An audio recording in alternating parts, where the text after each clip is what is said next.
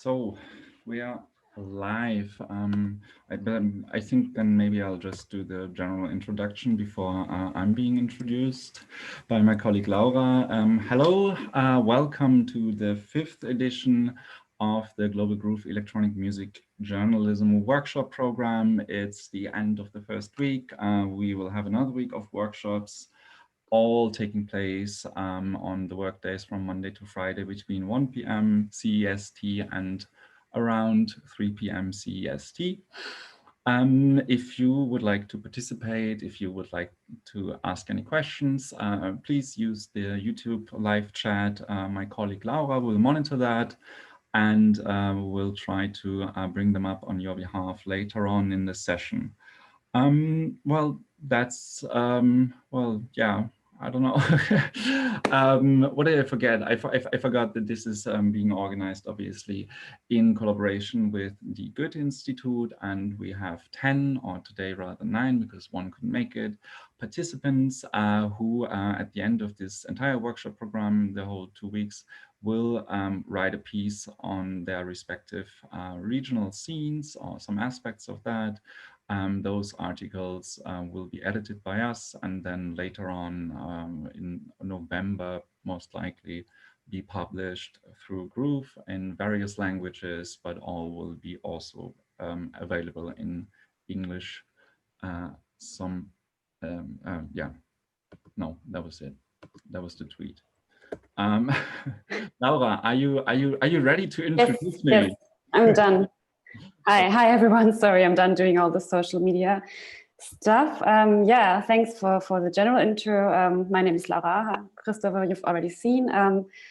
We are very happy that you're with us today because today my dear colleague Kristoffer Cornils will take the virtual stage to talk to you about a topic that is basically at the core of any journalistic research, but as well as one of the most difficult things to predict and convey when you're doing them.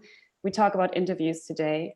What makes a good Q&A? How do you prepare yourself best? And what options do you then have to use all the gathered quotes you have in your writing? To those of you who have been following the previous talks this week, you might have heard quite a bit about Kristoffer's vast experience and expertise in the wide field of music journalism, which makes it no less important to give you all a short intro of who you are dealing with today. Kristoffer has been a freelance writer for over 10 years, working for various magazines and music publications. In 2015, he started working as an online editor for Groove, actually the same day that I started my internship at Groove. So we basically started the same day. Not quite, because I started my new job by going on a vacation. So actually I came late by a few days because I was somewhere in Italy. Yeah, but I still remember you were one of the first people I knew at the magazine, and happy to be doing this together with you now. So Kristoffer stayed with Groove until 2019, having been among the biggest helps of making it possible for the magazine to transition from print to digital. After that, he became editor at the recently shut down pop discourse magazine Specs, while still contributing to the Groove podcast and by writing a bi-monthly column in which he has always offered a profound critical perspectives on topics such as capitalist structures within the music industry, artist sellout, and gentrification. And now I'll let you take the stage. And I'm excited what you're gonna tell us today. Thank you. What an introduction. No pressure, right? So today I'll be here to talk about interviews. As Laura has already mentioned, interviews are crucial to journalism as a whole, to gather information, to get in just expert assessments, to get opinions, and to let people talk about themselves in a mostly unfiltered way. So my claim is that especially the Q&A format, so the conversation as it happened and as it is being published with little or ideally no editing, is has a very special role in music journalism as a whole, and that it's incredibly difficult to actually conduct a good Q&A interview. What makes a good Q&A though? I think the two keys to conducting a good Q&A interview are a mix of psychological manipulation and not being too full of yourself. So to zoom out a little, before that though, I want to introduce some different types of interviews and the two crucial questions you have to ask yourself before you conduct any interview or before you even ask someone for an interview. The first one would be why? Why do I want to interview the people that I'm trying to interview? And the second one is the what. What story do I want to tell, or rather, what story do I want them to tell me? And by extension, also the general public, whatever that is. So this is crucial because your motivation and your goals with any interview will shape and the course of the interview. It will influence the topics, the contents of the interview. So you should be very, very clear about what it is actually that you want to achieve. So yeah, to give you a general overview about the three most important types of interviews that you are dealing with in your work as a music journalist. The first would be the very, that's really the bread and butter sort of a lot of news reporting, the background interview, where you speak to one or several people in order to just obtain information, maybe, yeah, like I said, expert assessments, opinions on the subject. And these will be the focus, but also the foundation for a news piece or maybe also a reportage. To give you one example, there is rumors that a club in your area might shut down. So what do? You, of course, you get in touch with the people who started or are spreading the rumors. You get in touch, obviously, with the club, with their owners and people involved in that, and maybe also the landlord of the place. Why them? That's fairly obvious because they are the only ones who can tell you the truth, right? And you need definitive answers for your article. What do you want to achieve with this? And it would be very easy to say that, yeah, okay, my story is just me just telling the truth and just providing information to the general public. This is one option, though, I think. The second one could be, well, maybe you want to just get some clicks because people care about clubs. They are really sad when a club closes down. So, you know, it's like a very emotional topic, and that always makes for good clickbait, right? So whether you sensationalize it or not, because you don't need to still, it will probably be something that will be much discussed, and you want to have like a voice in that. Or, which is another option, you consider yourself to be a voice for your community, or rather to be able to serve as a platform in which your community can have a voice. For example, yeah, if you try to have the whatever club owners have their say on, you know, like the external factors that led to this closing, gentrification, or the COVID-19 pandemic or whatever. So you can approach even such a very simple piece of music journalism in various ways. And obviously, whatever your approach is, it will definitely have an impact on how you ask the questions and how you, even before that, how you prepare for those.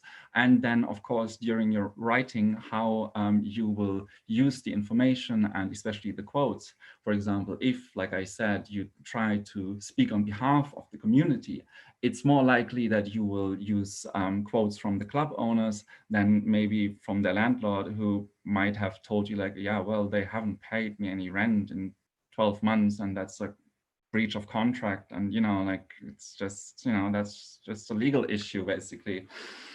But, you know, like, that's, of course, information that you shouldn't withhold. But on the other hand, still, you can try to make a case still with your reporting, should you want to.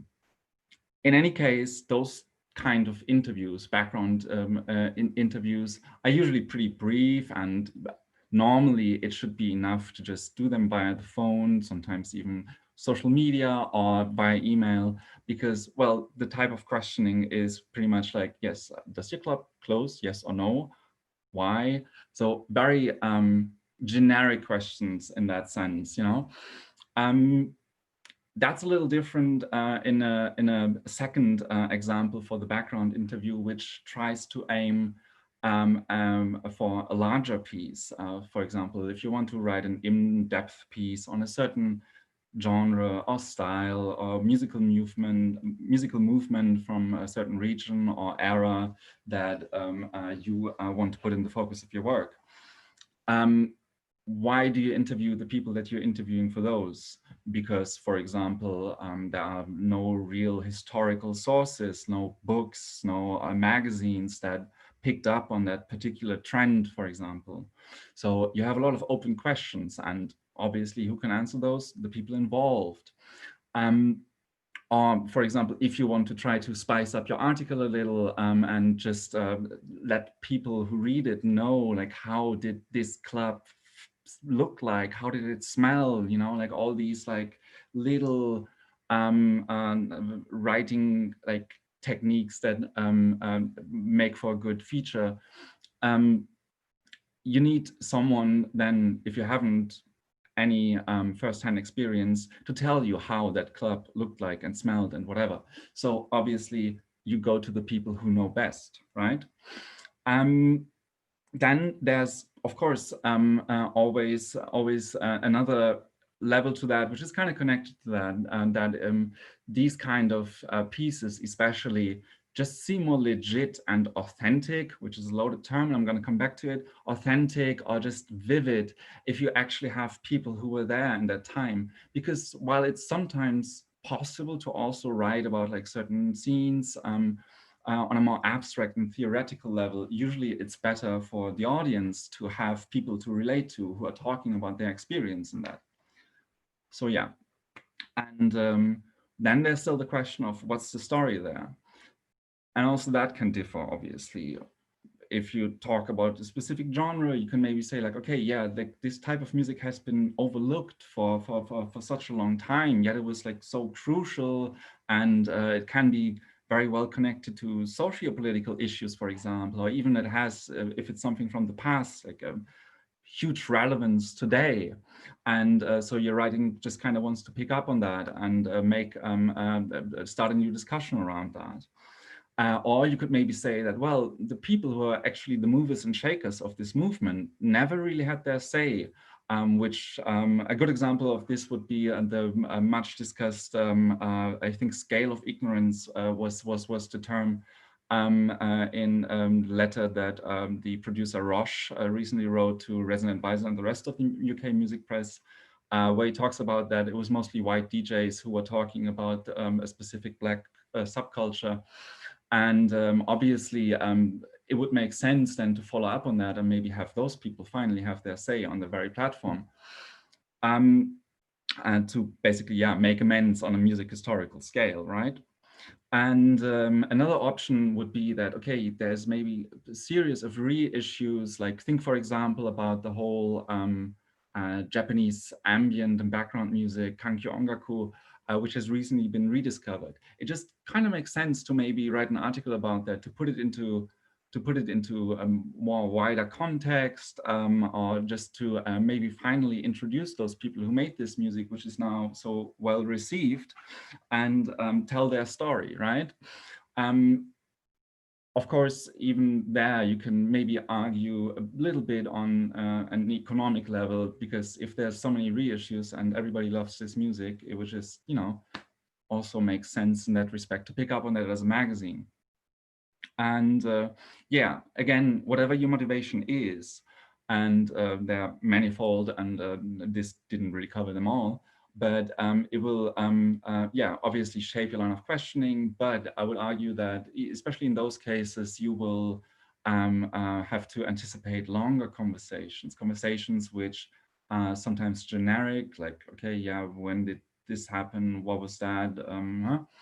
But also very personalized, because you're talking to people involved. So how did this feel to you? How did you get into this scene? What did this music mean to you?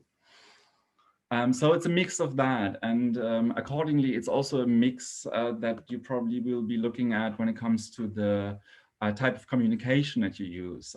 In-person interviews obviously are always better, because they allow people to really go on tangents and like tell you all the like little details and anecdotes that maybe they wouldn't do over via email, for example. And you can use that in your writing to, just to spice up your features, obviously, just to make your writing a little bit more vivid. On the other hand, email interviews are also maybe great because not everyone always remembers everything during the course of a conversation. It's just sometimes like afterwards you get this like, fuck, I didn't know, I didn't mention this. And obviously this is a lot easier in an email interview, but email interviews also make it very, very easy for the ones being interviewed to skip a question here or there because they don't like it.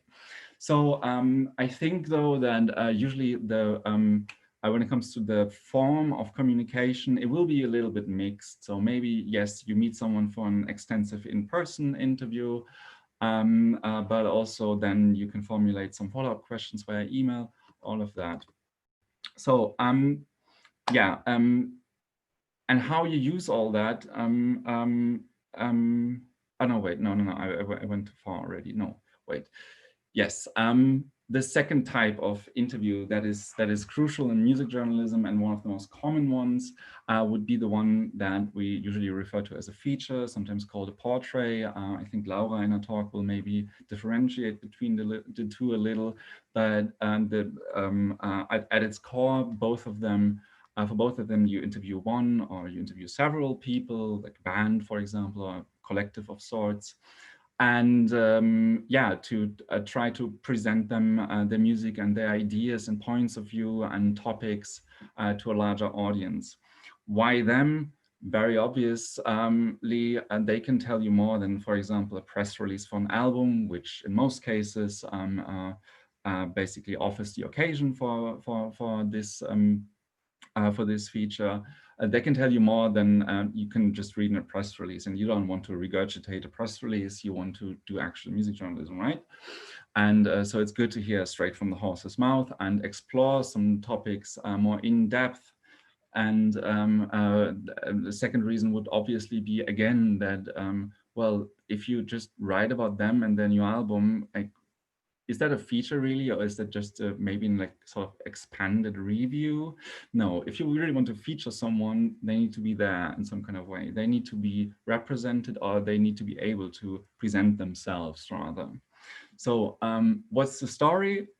Also, that can, of course, differ. Maybe you just want to provide more context on the people, the music, and under which condition it has been made.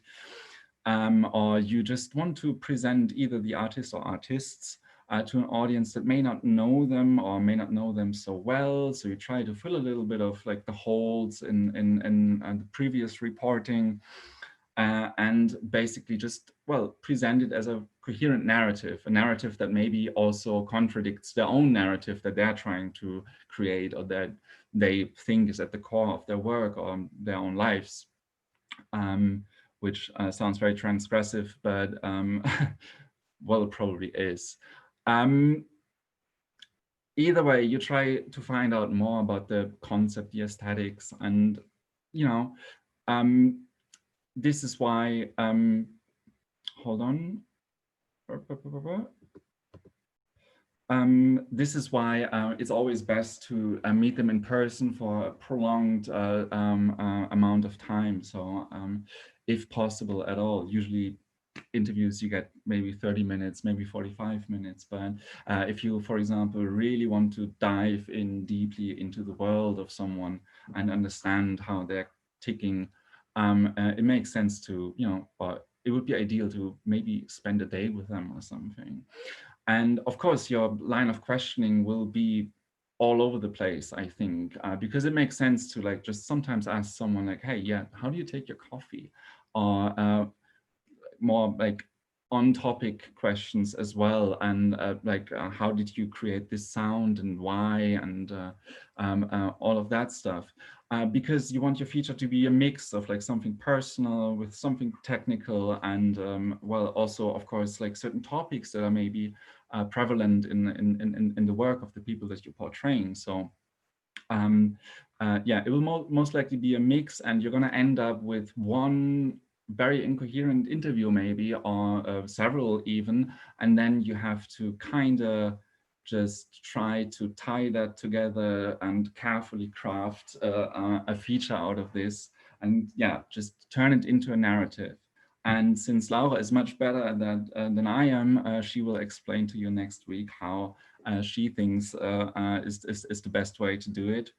I, for once, have now arrived at the third and what I think is one of the most crucial types of interview that you can conduct in music journalism, especially nowadays, the Q&A. So the interview in which also you interview one or several people about themselves, the work, or certain aspects of it, or certain topics that they care about or have some kind of expertise ideally on.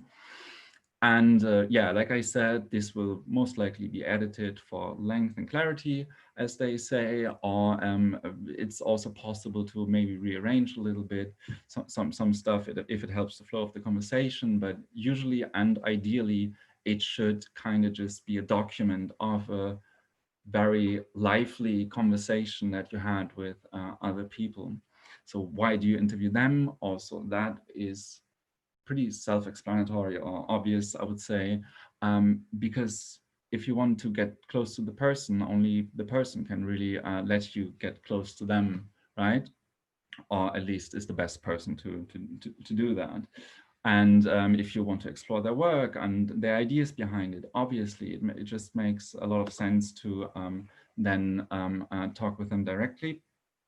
And yeah, another option would be you talk with them because they have an expertise on some subject, on like maybe like some music production stuff, or they have made some statements and you just want to elaborate on that. And there we are already at what's the story. Also there we have several different options, obviously, but I would argue that the most common or pervasive ones are that you want to try to explore the person behind the persona, something which I'll talk about later a little bit more in depth, and give people insight into the authentic world of someone that you think is the real them behind what is usually a carefully crafted image, right? Or, like I said, if you want your interview to be more topical and then you just want to start or continue or weigh in on a certain discussion that's maybe been going on, and you just pick that person because you think their perspective on this greatly matters or needs to be in some kind of way enforced, right? So going on to the next page. Yeah, again, you will likely prepare yourself differently for whatever your motivation is. But I would argue that contrary to what I've said earlier about the background interview or the interview that you do when it comes to features, you will have to be very, very, very well prepared. Because it's not about just collecting the occasional quote for a news piece. It's not about, you know, like getting some source material to then kind of form a story out of it. Because in a Q&A situation, the Q&A already is the narrative. So you rather better think about not only about the why and the what, but also the how. How do you want to have this story be told? And that's incredibly difficult because you need to be very, very flexible, because sometimes people will just go into different directions, and then you will have to try to bring them back to the initial point that you where you left off.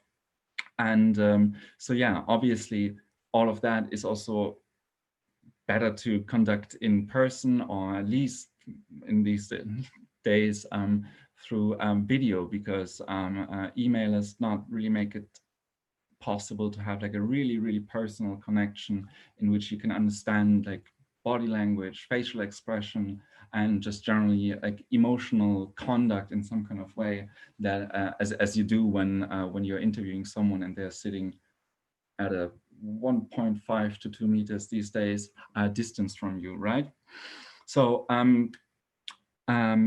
yeah, but the question remains, why is the Q&A so special, has such a special role in music journalism, and why is it so popular?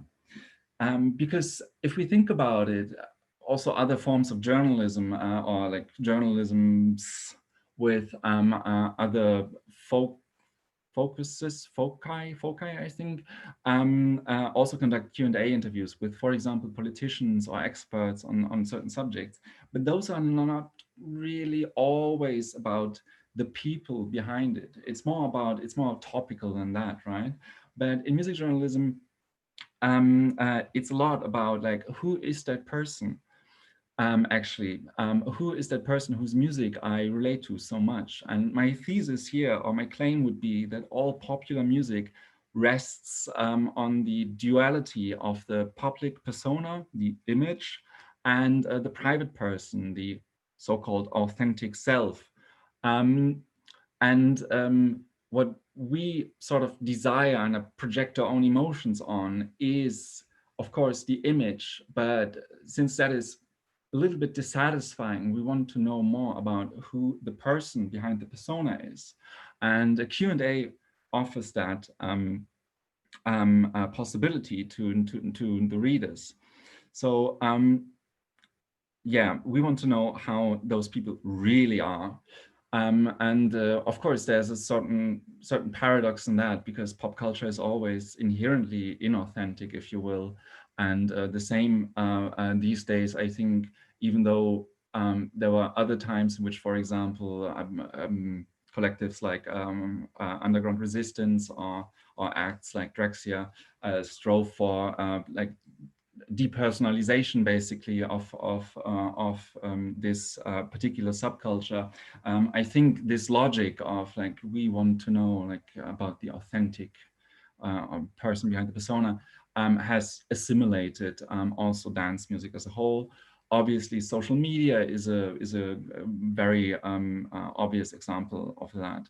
What we see on Instagram, what we read on Twitter, especially from people who are a little bit higher up the ladder, who are richer and whatever, probably have a PR team even to do that for them, is heavily edited and is heavily aimed at sort of creating and nurturing and maintaining a certain image, a certain idea of a person, instead of just presenting that person authentically. So the Q&As, a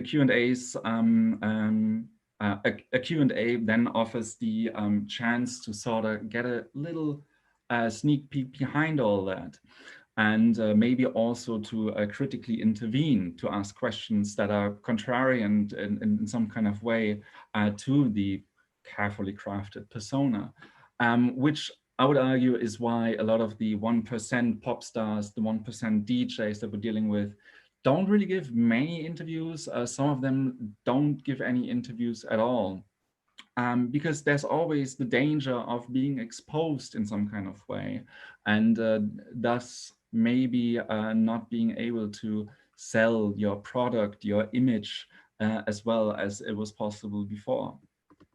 So I think that Q&As also, if you look at the side of music journalism, have become very, very popular, because especially in a digital environment, they are very easy to consume.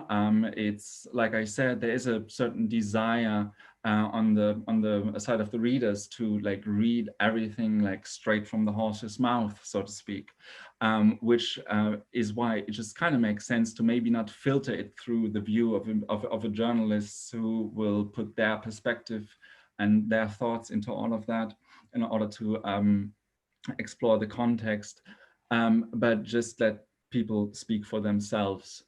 To be very frank, obviously a Q&A, if you just transcribe it, that's still a fuck ton of work, but still it's less work than like really like crafting a very nuanced feature about that. So obviously time and like a certain economy of that, or a certain economic dimension is also at play here, which is why Q&As are very popular. Are they good though? I would say that, well, yes, it's perfectly possible to conduct amazing Q&As, which go much, much further than just, like having someone talk a little bit and just fortifying their own image and brand or whatever. But it needs some three key things for that, I think. And the first one would be obviously preparation. The second one, maybe less obviously, would be anticipation. And the third one would be psychology. So now I'm not a psychologist, so everything I'm going to tell you about psychology in the following half an hour or so is really comes really from a layman's perspective. But I draw on, like Laura already said in her introduction, 10 years of experience of interviewing people. And I think I figured out some ways that are some rules maybe that can be a little bit generalized at least. And the first one would be is that you should try to remove yourself from the conversation. That sounds very counterintuitive at first, but I would argue that since journalists are, like I also argued previously, represent the demands and the desires and the curiosity of their audience, and yeah, so like public interest basically, it's better to maybe forget a little bit about your own role in all of this, and try to basically, yeah, first and foremost, mediate between the public and the persona slash person. So what that means to you is that obviously that you will act differently than you would do in a conversation with a friend, or even if you sit on a panel discussion where you've been invited to be an expert. Your interviewee or your interview subject is not really talking to you, and that's at least the mnemonic device that I kind of always hand to people who are starting out. They're not talking to you, but rather they talk to your recording device, which, by the way, hopefully is fully charged and actually recording. Does that mean, however, that you have to entirely change your character for an interview? No, of course not, and you can't.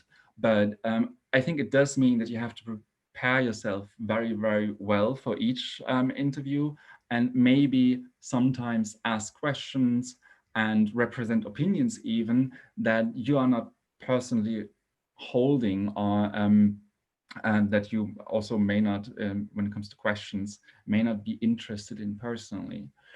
And you do that for strategic reason. And yeah, at the start of everything though, first off, you need to do your homework. You need to do your homework on the person, on their work, and especially their newest work, obviously, and the topics that they care about, they have something to say about, they want to say something about. And it always helps, of course, to go a little bit further than necessary if you have the time, that is. And most of us, well, have very little time, but always try to make a little space in advance. It will incredibly help you in the situation itself, I think. Because yeah, the more you know, the more flexible you can be, the more you can just like maybe pick up on some stuff, and just even if the conversation like goes in completely a different direction, it's going to be easier for you to lead it back to where you want it to be, to your own narrative and how that unfolds, right? And so yeah,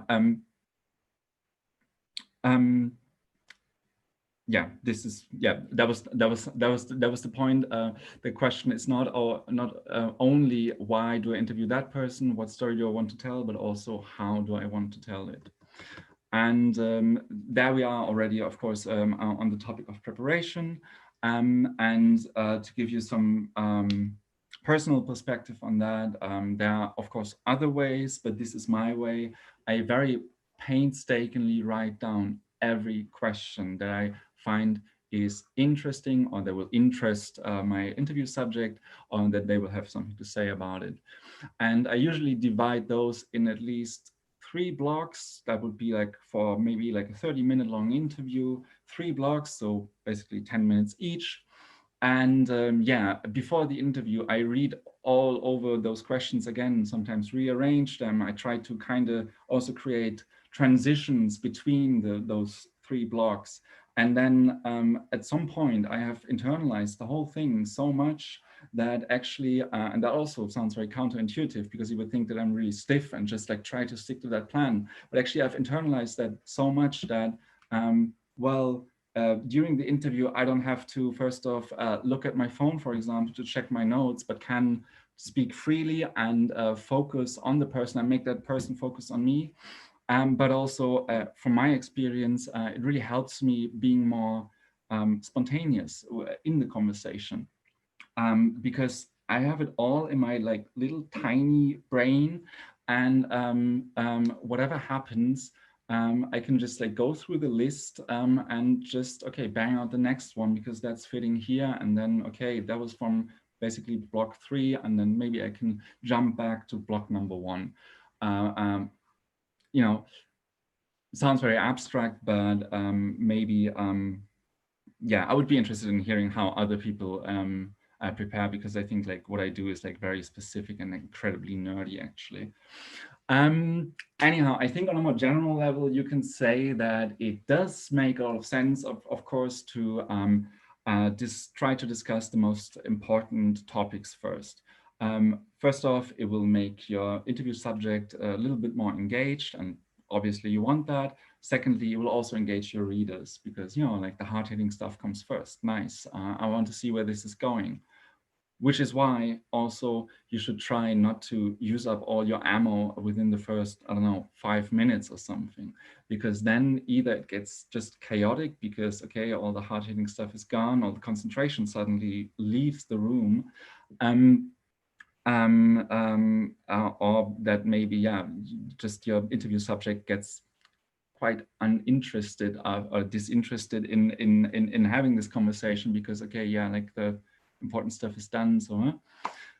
So yeah, just try to stretch it out a little to not only give them the chance to sometimes, okay, like deal with like maybe like a more simpler question, but also try to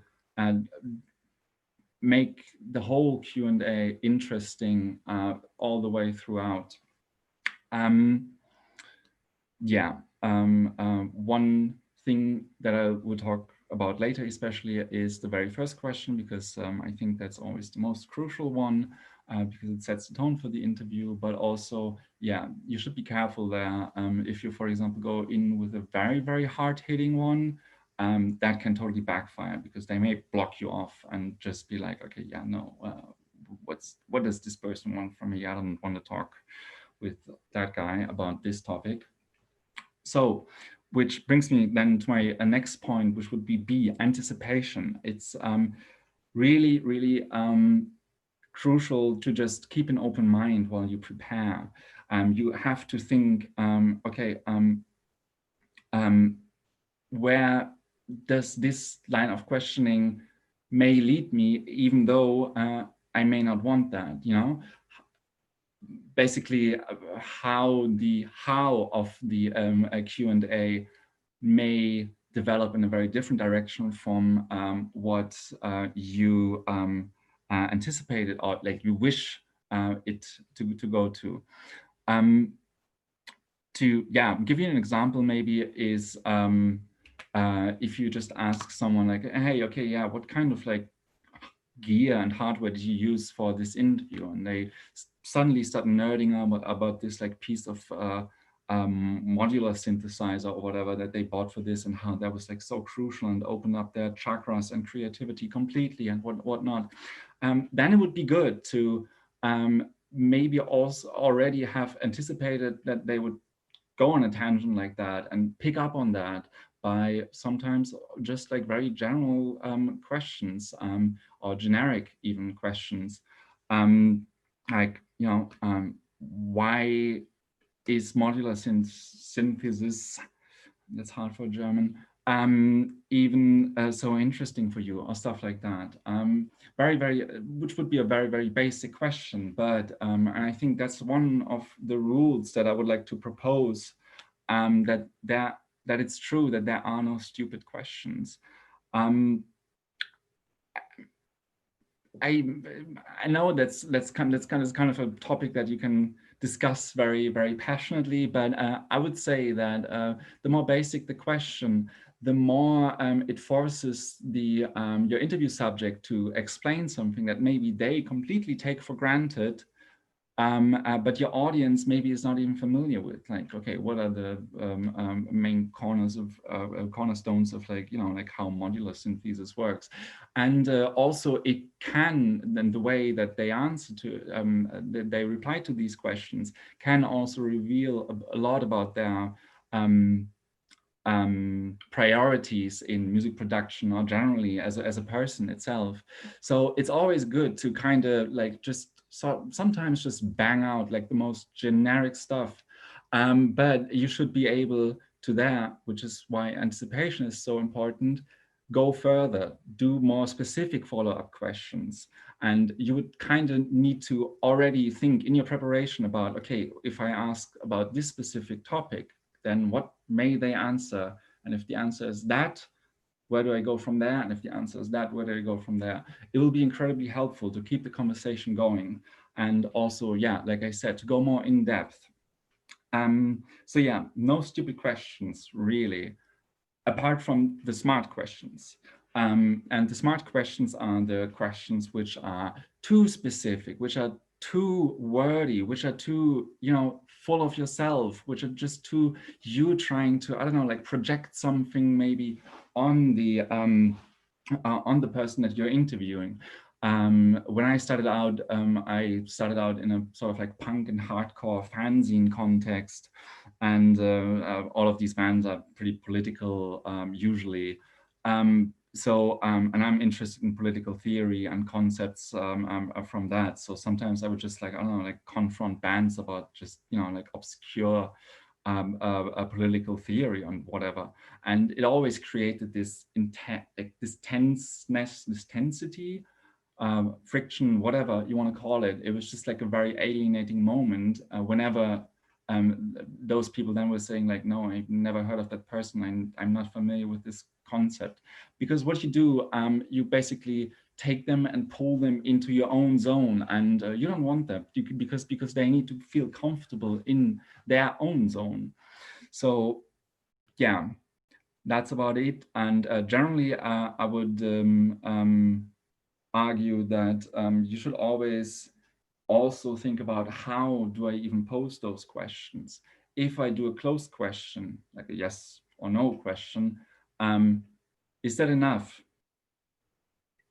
So now I've asked the closed question, is that enough? And obviously the question is borderline rhetorical, because no, of course it's not. So what I should be able now, if I do such a thing, is like to immediately come up with the follow-up questions. Or why is it not enough? Like, why don't you think it's not enough? Just to give you a very on the fly sort of example. But closed questions are dangerous because they threaten basically to interrupt the flow of an interview. And of course, you don't want that. You don't want that on an interpersonal level, but also you don't want your readers to feel like, okay, so what now? And another thing is that you can always ask too many questions. It's kind of funny because we're having this workshop situation here, and sometimes we organize questions via the chat. And some of those are like just like several questions that are being asked by participants, or one participant likes to ask 2-part or 3-part questions. That works in a workshop situation, but I would argue that it doesn't really work out in an interview situation, because once you've asked all your 3 questions or your 3 parts of one question, it's very likely that the interview subject has already forgotten what the first one even was. So they will probably only pick up on the very last one, or maybe the very first one, and then really not answer the other ones. So it's better to think about like, okay, so I have these 3 questions. How do I get from one, by anticipating what the answer may be, to the second one, and from there on in the same way to the third one? And there we are already at the idea of the psychology, because anticipation and anticipating how someone will just perceive you, but also receive you or react to your questions is, of course, very much tied to the topic of anticipation and also preparation, of course. Because, yeah, well, first off, you need to understand who you're talking with and who you are in that situation. So besides doing your homework on the person, their work, and the topics that they care about, that they have something to say about, it's crucial also to analyze existing interviews with them, just to get an idea of, okay, how does this particular person respond to this particular line of questioning? How do they deal with topics, with certain topics? Like, what makes them maybe uncomfortable? What makes them enthusiastic? Like, what do they want to talk about? If you have this knowledge, and if you go into the conversation with this knowledge, it will make it a lot easier for you to guide them or, well, manipulate them, as I've said before.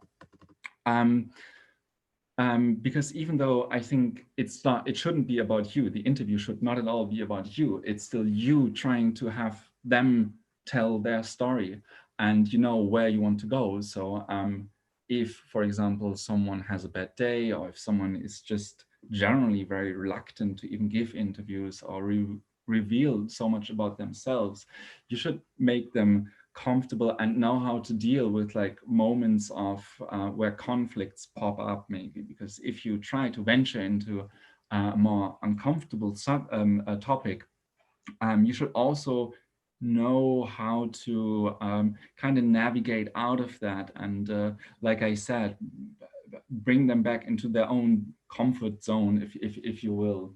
So one example that I can give you is of an interview that I've conducted with an artist who was probably or visibly kind of tired of just sitting in this like conference room in some shitty design hotel in West Berlin, and was just a little, well, grumpy maybe.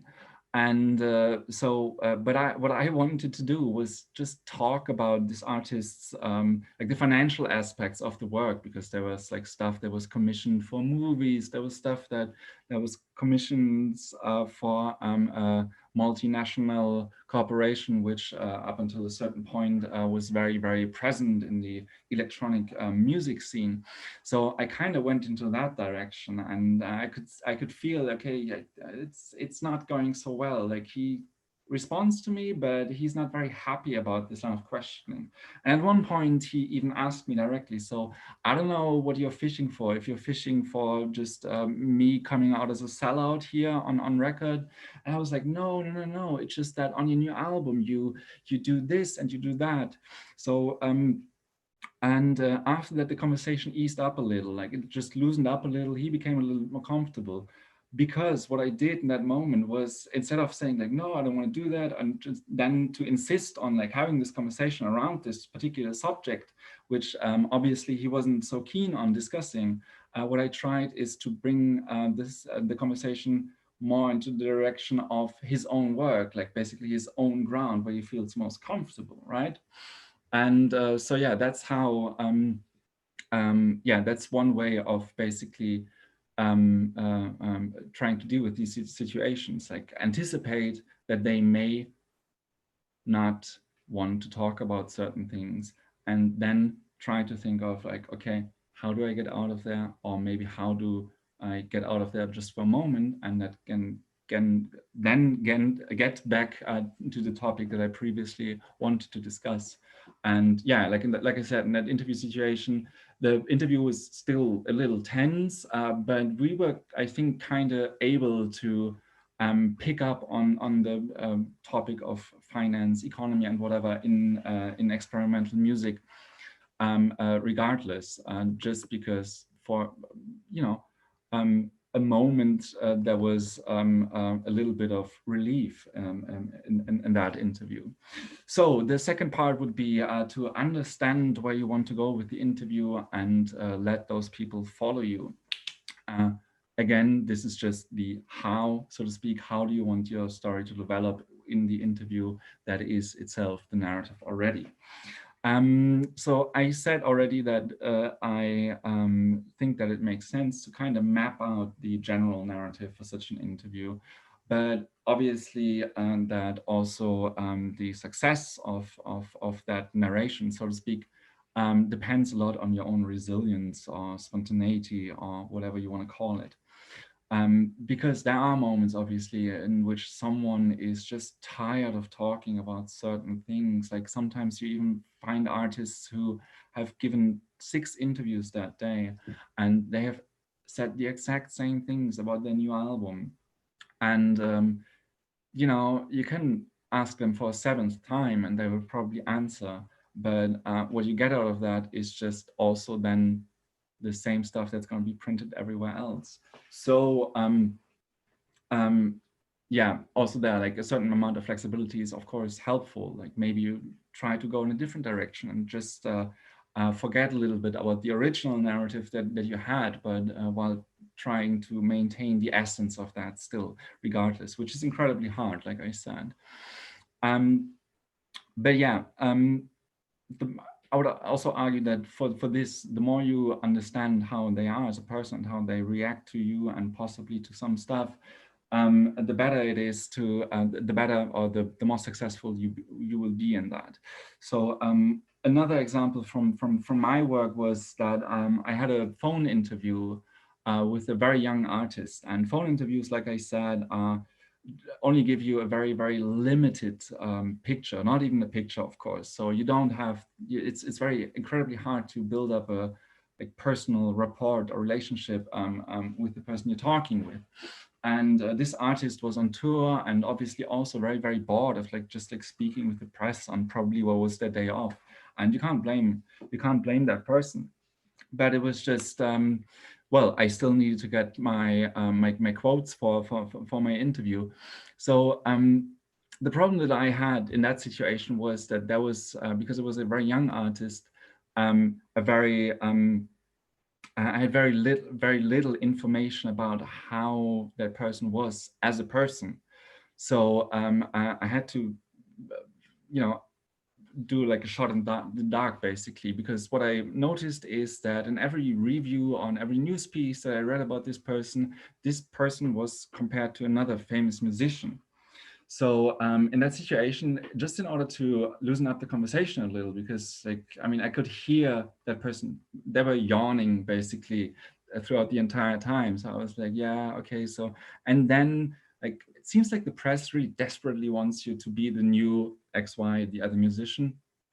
And then they started laughing, and it was just because, yeah, it was just like a very ridiculous sentiment. Like everybody just wants to pigeonhole this new musician, and okay, now that new musician is also faced with like a lot of generic interviews around that, and everyone probably also brings up that comparison.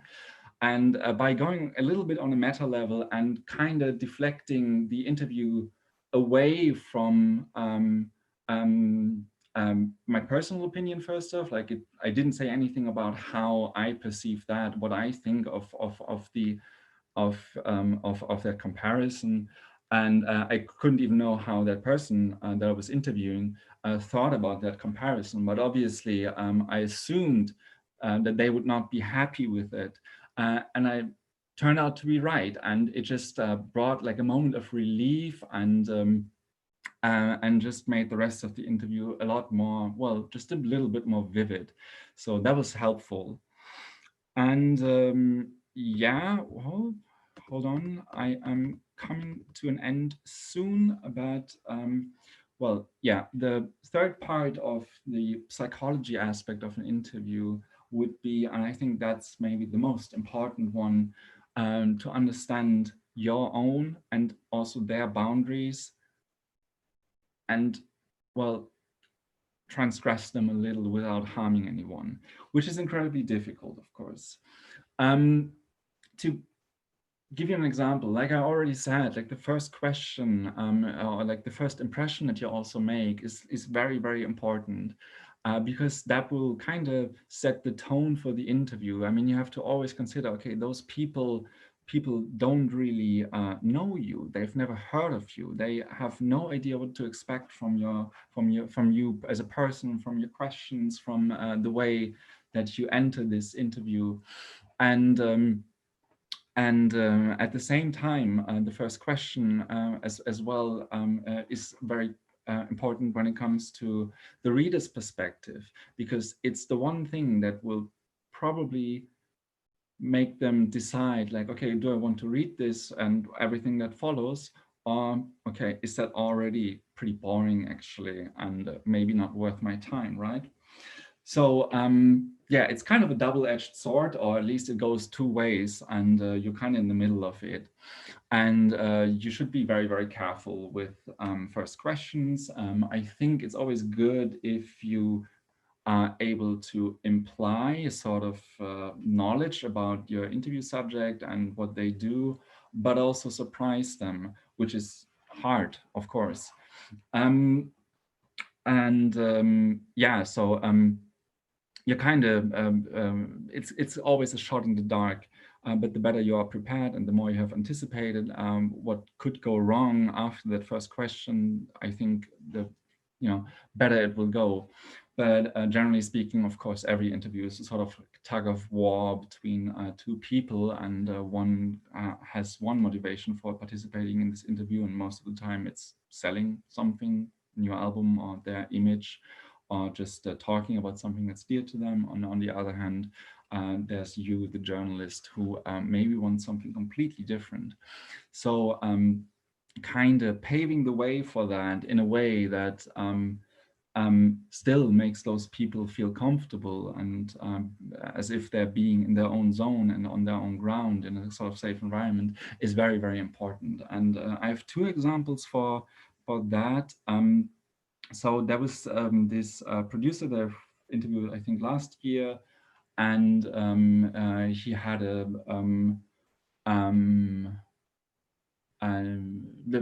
his new album just came out, and there was the first song was about death, and it was a very good song and whatnot. And so yeah, and I thought I'd pick up on that. So I just kind of opened the thing by saying, like, okay, yeah, so first question will be an easy one. What comes after death? And he starts laughing and he's like, oh, well, I'm not that old. And of course, it's an absolutely ridiculous question because first off, how can he know? Secondly, how can I know that he actually thinks about that kind of stuff? Or how can I know like what he may answer to that? But the implication there was, I think, or at least that what I was trying to do is to like subtly sort of imply, okay, listen, I'm trying to be a little like sarcastic and meta about this. So I'm trying to be funny first off. And secondly, but I still want to go into like subjects that are maybe a little bit more substantial and existential, because what's more existential than death, right? And thirdly, of course, it was immediately clear to him to what I was referring, and that was that very first song of that record. So we could start talking about that album right away. So even if it would have gone terribly wrong and he would have been like, no, I didn't think about death at all or whatnot, then I could have just been, well, I'm just asking because, the first song. But it was clear to him, and I think it set the tone for an interview in which we were perfectly able to sort of like, yeah, well, like sometimes approach things more lightly and more humorously, but also at the same time dive into a little bit more complex topics. And well, yeah, that would be one example. And another example would be even more subtle. So I have to check my own screen for this. So I'm wearing a t-shirt, and you can probably see it now. So that's a picture, or rather a drawing of Sarah Michelle Gellar, who used to be the main actress in the TV show Buffy the Vampire Slayer, which ran from, I think, 1998 or 7 to somewhere in the mid-noughties. And it's one of my favorite shows, but I'm wearing it today for a special reason, because also that t-shirt once helped me to conduct an interview, or like to make turn an interview into something successful. So the situation was that there was this one DJ who had just closed Panorama Bar, the house floor of Berghain, the evening earlier, or the night earlier, or just a few hours ago, when we are supposed to meet for an interview, which is one of her first interviews, and definitely the first interview in the German-speaking world that she was giving at that time. And we meet at the studio of one of the most famous photographers in this world, I would argue. So what we have is an incredibly intimidating situation. For me, first off, because who am I even to just go there and, I don't know, talk with someone about their life like that? And who am I, especially in the context of like, you know, like this like gigantic studio where in one day more money is being made than I make in a year and stuff like that. So like very intimidating for me, but also of course for said DJ who did not really have so much experience with like press stuff and whatnot, and who was a little bit maybe overwhelmed by all this attention that she was receiving at that time. And I just knew though that she grew up in a certain time and had certain interests and whatever. And I thought like, okay, maybe she likes Buffy. Maybe she is a fan of this TV show. And so yeah, so I'm there, and the photographer comes in, she enters right after, and even before saying hello, she was, great t-shirt, I love it. And that was pretty much exactly what I kind of was aiming for, obviously, which makes me sound bad because it makes me sound manipulative. But I think in some kind of way, that's what it takes, and that manipulation doesn't need to be hostile or anything in situations like these.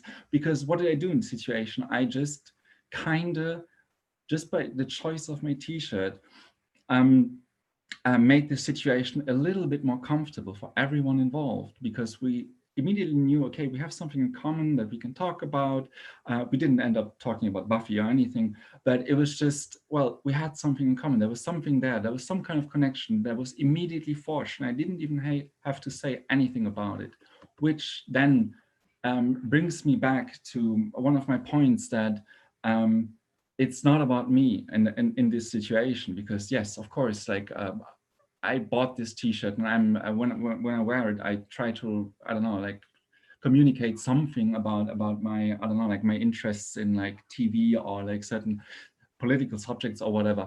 But nonetheless, it wasn't directly me who was the subject in that sense of what was happening in terms of communication between of us. Just like many other examples that I've today have given you, I was not talking about myself. I was rather trying to refer to other things, for example, like what other journalists were writing about a certain artist, or rather try to reflect something back on themselves, like, hey, yeah, but on your album. So I was thinking, which is why I never really made my intentions super clear, but still I kind of paved the way for a certain narrative that I wanted to be basically the outcome of this interview to develop in such a way. So and I think if you approach it more like this, it's also easier a little bit to confront someone with contrarian views, maybe, if you don't bring them forth as something that is your personal opinion, but rather try to say like, okay, yeah, so you have been criticized for that, this and that, maybe. Because in the sort of interpersonal relationship that you have in that moment, it will still make those people feel a little bit more secure, and maybe they feel more at ease in talking about that and picking up on all these, whatever topic it is, really. So yeah, which again, of course, is a type of manipulation, and you can be very critical of my use of the term, but in the end, I think it would just be a little bit insincere not to call it that. And especially also because I think you can also manipulate people for good. Think about, for example, if you interview someone who has virtually no interview experience, or who has a lot of problems for whatever reason to speak in public, or in a situation like this. What you do is you provide some sort of guidance. If that person, for example, is maybe not even clear about, okay, what is my story actually, you can help them kind of discover and explore that story in a way that is still readable, by kind of giving them little nudges along the way, or manipulating them along the way into doing that, which I think is a very, how do you say, benevolent way of manipulating someone. Just help them basically find their ways and means of telling their story. So without all that being said, I think it's absolutely crucial to identify, to acknowledge, and to respect the boundaries of your interview subjects at all times. If you want to give them the chance to reveal something personal about themselves, I think you fare best without directly asking for it, but just providing opportunities for them to open up. Because then they do it on their own terms and not on yours. And even though, of course, you're still on a more meta level, basically in control of the situation. And we will talk about that later, and especially Laura will talk about this later, that you also have, as much as it is your responsibility to kind of get something out of them that they haven't said before from a journalist perspective, you should also always try to protect your interview subjects from maybe saying something that they shouldn't say because it may backfire in any kind of way. But yeah, like I said, that's a very that's a topic for itself, and we will explore it in a later workshop. But just to be clear about this, try to be mindful, try not to have conflicts of interest, for example, shape your relationship or your behavior in an interview situation too much, even though, as I will argue in a later workshop as well, it's impossible to avoid conflicts of interest. But you should find ways of dealing with them. So to wrap it up, I would say that the Q&A is not only very specific to music journalism, because it expresses one of the foundations of all pop culture, and the desire to know more about the person behind the persona, but that it is always also a litmus test for quality. Putting yourself as a journalist, as an interviewer, to the forefront is little more than egotism, and probably also not very interesting to read, because most readers don't know me. Why should they care about my opinion then? They have, however, a personal relationship of some kind with the artist, I suppose. So that person's thoughts and views and character maybe also should be at the center of it. But those people, if those people are just, if they just kind of create and facilitate or perpetuate their own narrative, then of course the Q&A always borders on just PR work. And what distinguishes it then from just mere, PR work, right?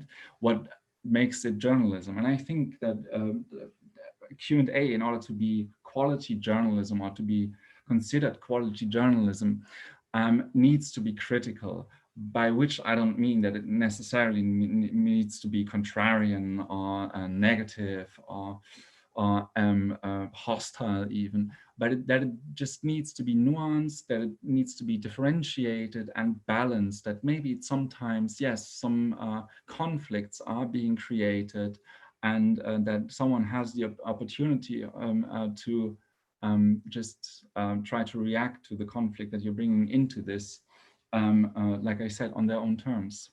But yeah, because I also would, and that's my final argument for today, say that even though a lot of critical approaches to interviews are often considered as somewhat near disrespectful, but I would say that if you approach someone critically, ultimately you do it because you respect them to be able to respond to that.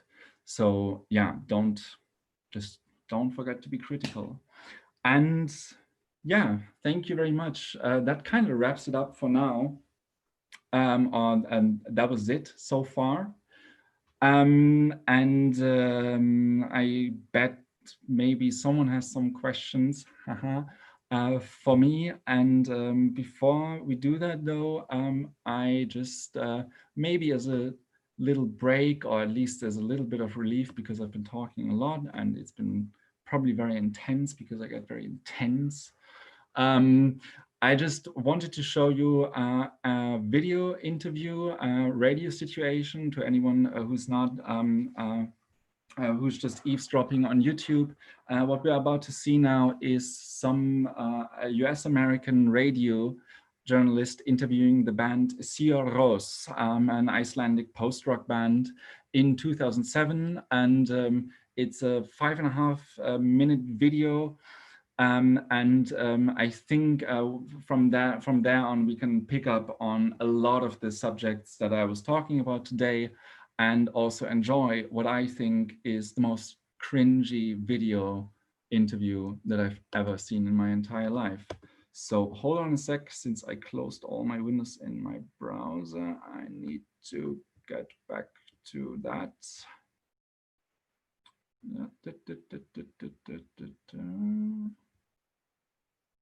Where is it? There we go.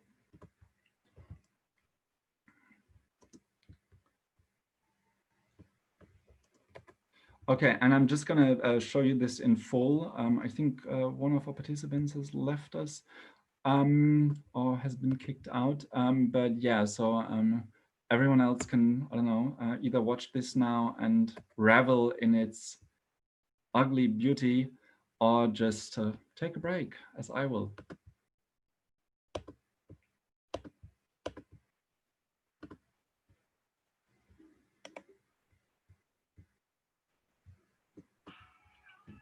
Sigur Rós is Jon Bergersen on guitars and vocals, Kjartan Svensson on keyboards, Orri Pál Djarsson on drums, and Georg Holm on bass. How did I do with those names, guys?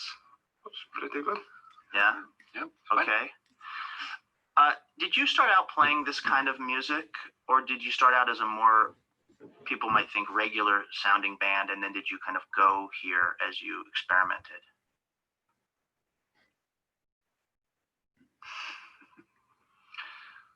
I don't know. I think we probably just started out playing like this. I mean, what was the first time that you guys sat down with your instruments and started playing? Did you have this thought, we want to create this very specific kind of music? Because the stuff that you make doesn't sound like a lot of other stuff that's out there. Or did you, I mean, did you get to that right away? Yeah, I think we probably did. I don't think we didn't sit down and talk about, oh, we want to play this type of music or something. It was just happened naturally. And how do you guys create a song? We just sit down and create a song. Does one person start playing one instrument and then everyone else starts to kind of add into that? Yeah, kind of like that. Yes. Yeah. Did you think you would be the kind of band that sold 2 million records? I don't think we don't really expect anything, so it's just, why not? What did you guys, I mean, obviously at some point you decided to get in the same room and start playing music with each other. What was the motivation? You just wanted to make music? Yeah, that's basically it. I want to make music. Could you have ever imagined, though, that it would become this sort of big phenomenon that it's become?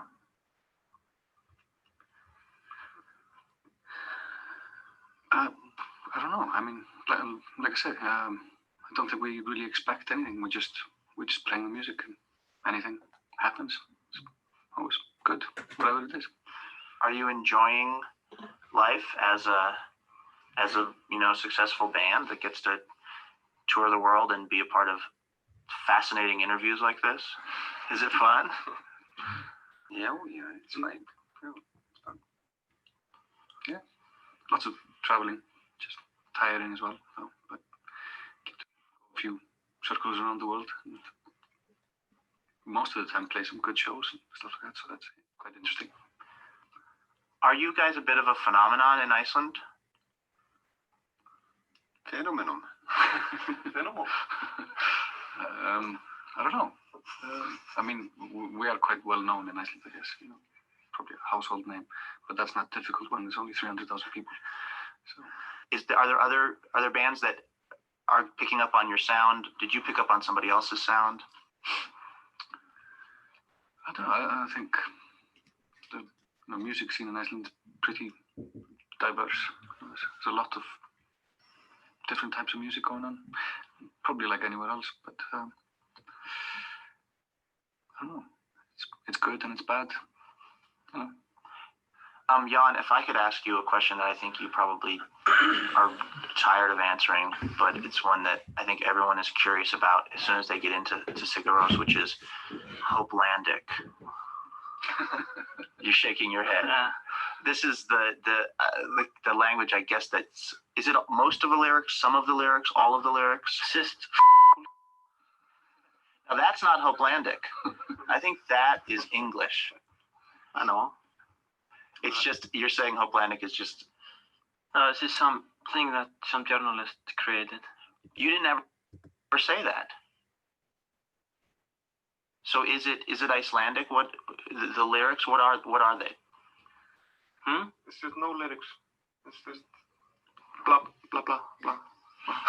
La la la la la. It's just gibberish. Doesn't mean anything. I mean, it doesn't mean anything. If you do it the same time every time, does it start to take on a meaning for you? No.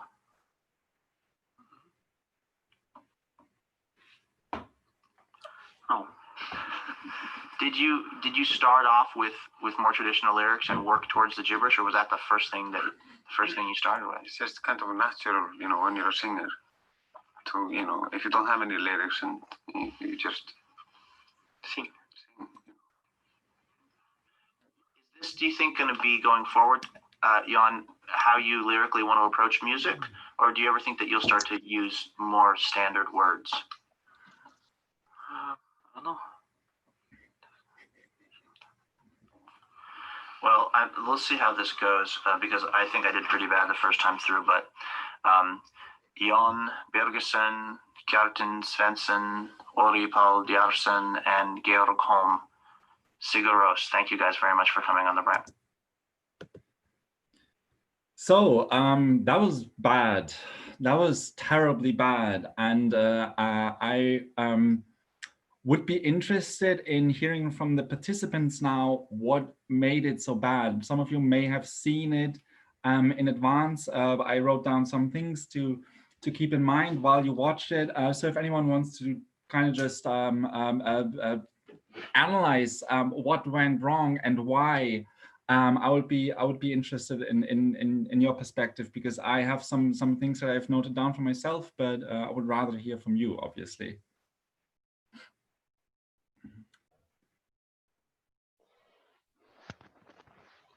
Gustavo.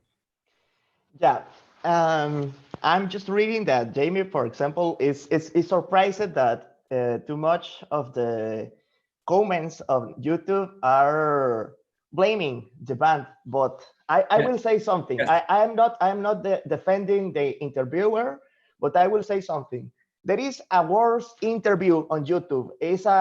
Unfortunately, it's just in Spanish, but it's an interview that Jacobo Zabludowski made to Salvador Dali in his home in Barcelona.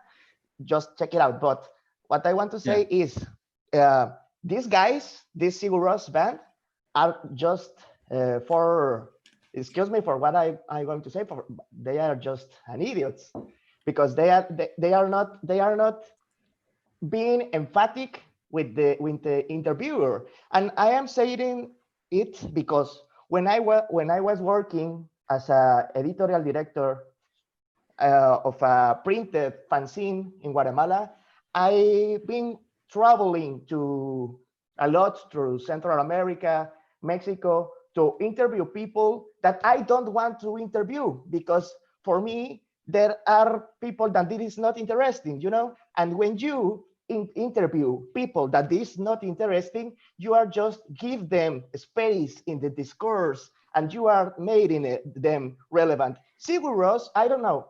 I am not a fan of Sigur Rós, but I'm pretty sure if they doesn't have all this machinery, all this industry of press, media, public relationships, I don't know.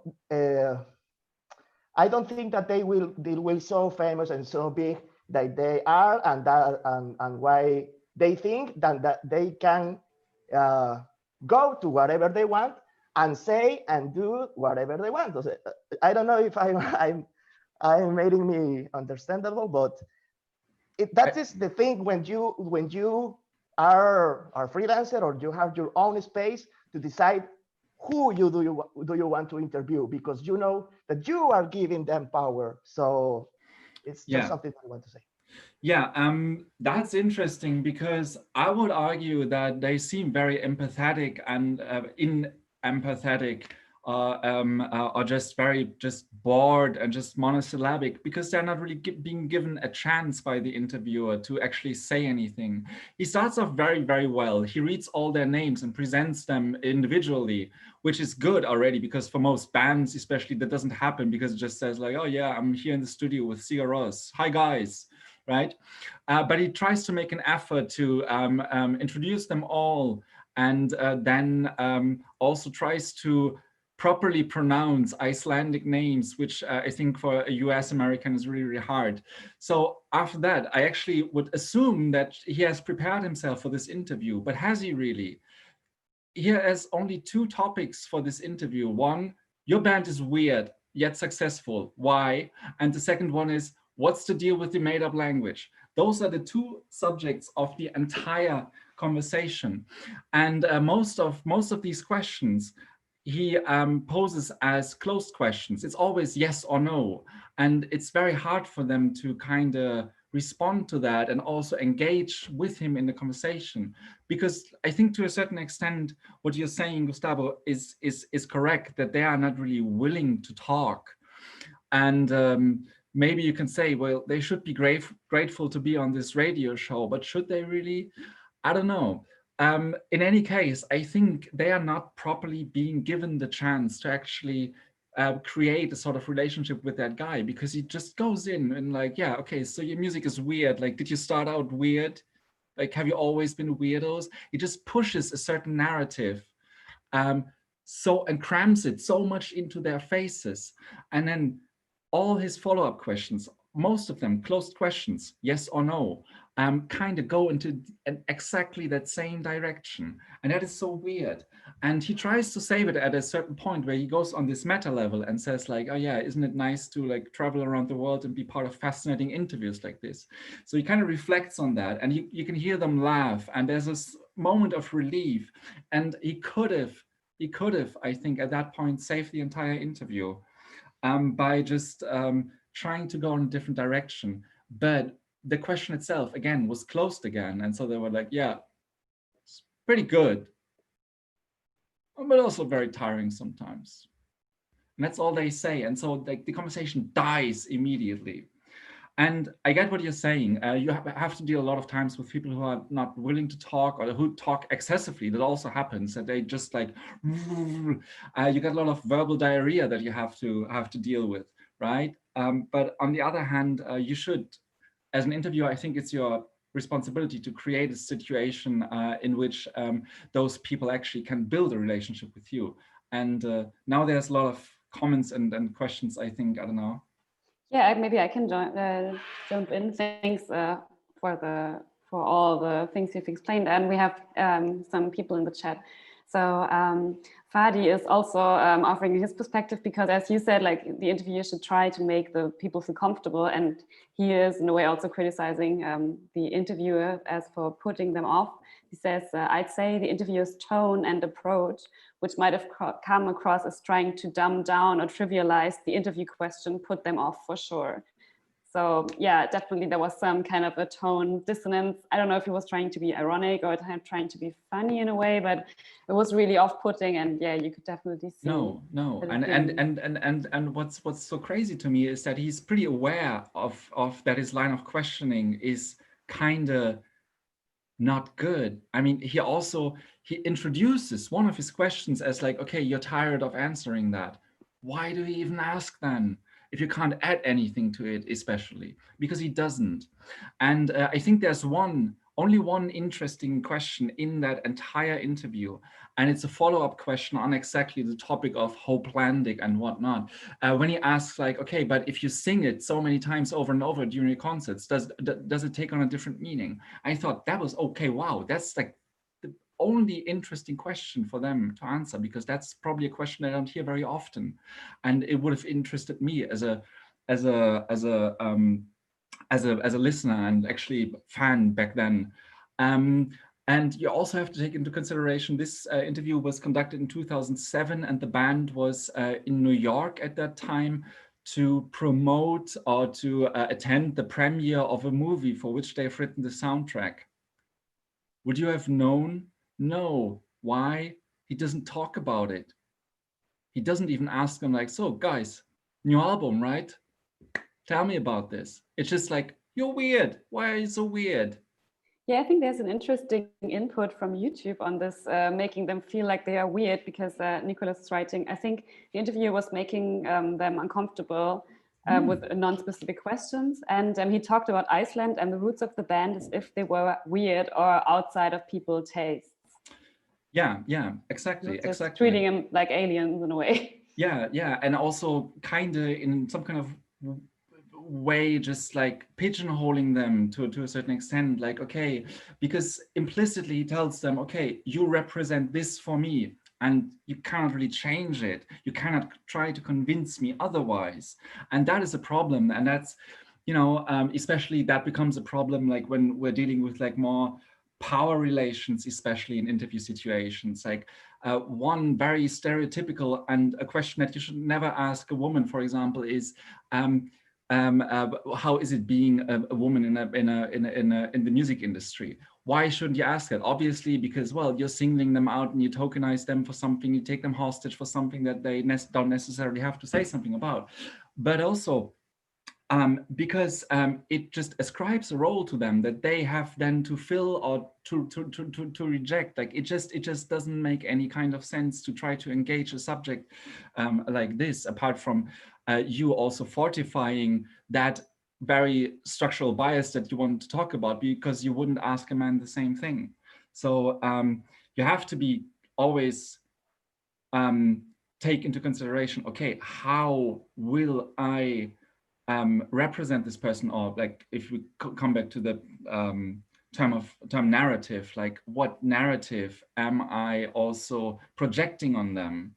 And this is a case of projection. He projects maybe something that he assumes is like just the public opinion, that like CROs are weird because their songs are 8 minutes long and the guy sounds like a blue whale, like a sad blue whale, and the lyrics make no sense.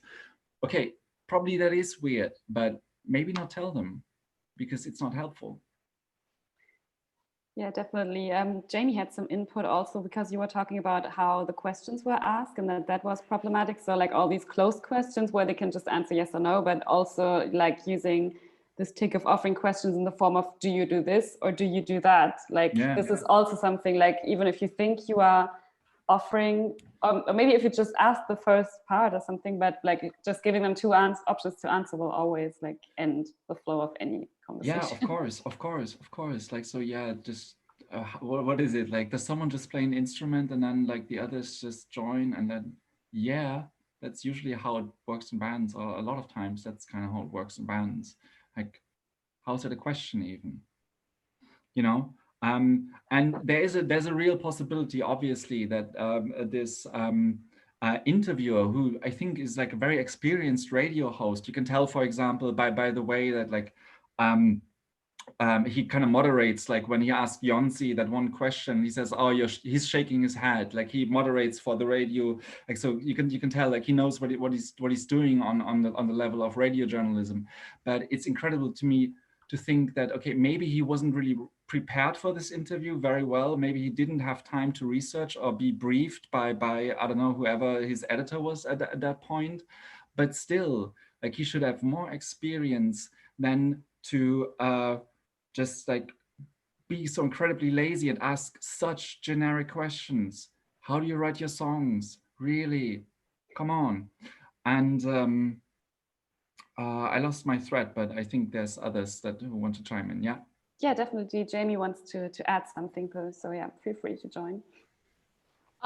Yeah, so on the note about the interviewer, because yeah, I was very surprised, like if an NPR host can kind of blunder his way through, it just seems very incredulous to me. But one of the other things I noticed from the comment section was all the top comments are all blaming the band for being, which Gustavo already pointed out and we talked about.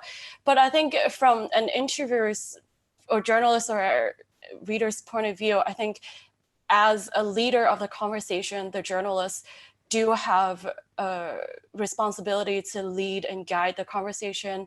And I think that's something like we will all meet bad interview subjects. And I think in that scenario, I'm actually very curious to hear about other people's practices of how they deal with things like this. But I think one approach I could think of was the radio host could have just go through the questions he's prepared and go through it in the way that he has planned, instead of letting the emotional response from the band like lead him astray and made him more flustered. And so in that case, if the interviewer does the job and the band still give bad answers, then it's on the band, right? But if the interviewer doesn't keep their line, then I think that just creates, this train wreck that we just saw. So basically, everybody has a negative opinion of Sigur Rós all of a sudden, even though, I mean, okay, they are not the most, I mean, they're being very Icelandic indeed about all of this. So like just a little bit reserved and more like dry and sarcastic, which I don't really think is so unusual. And anyhow, but they're not being like terrible people at all. Like there is a little bit of humor, and they also kind of try to save the situation. You have this moment where Yonsei is being cornered about this like whole Icelandic thing, and he doesn't want actually to talk about it. And it's so abundantly clear. Yet the radio host just insists on asking him. And what happens then? A band member steps in and answers for him. So, I mean, singling out one person to ask them something, that's good. But on the other hand, just like insisting when that person is not responding, really, that is kind of stupid. And actually, the band in this moment did him a great service by trying to open up the conversations to the other members. But he just also doesn't go with it. So seriously, I mean, I would say like 99% of why this interview has failed and bombed so terribly is due to the interviewer's conduct. But we see how this just creates this like very negative picture of the band. And that is, of course, like I said, something that we should avoid at all costs when we are doing interviews, and not because like everyone that we interview should be somehow perceived as a hero or whatnot, but just because we want to also give him a chance to like somehow fairly being represented, right? So definitely. Aman has a question. Yeah, something related to this. I mean, I was just saying in the chat box that I like Sigur Rós, but I also know that they are not the easiest to interview, and so are like lots of other bands. We also like at least half the rock bands that I've had the chance to interview are not really keen vocal people. So like, how do you approach, especially if it's a Q&A, because if it's a feature, then you can fill in words and make it lengthier. But if it's a Q&A and there are people who give like 1 sentence answer, 2 sentence answers, are there any tips how to navigate that? Well, like I said, it helps being prepared to an extent where you know a little bit more about the personal side, because good friend of mine once said, music is not about music. And I think there's a great truth in that. And so interviews with musicians are not really about music either.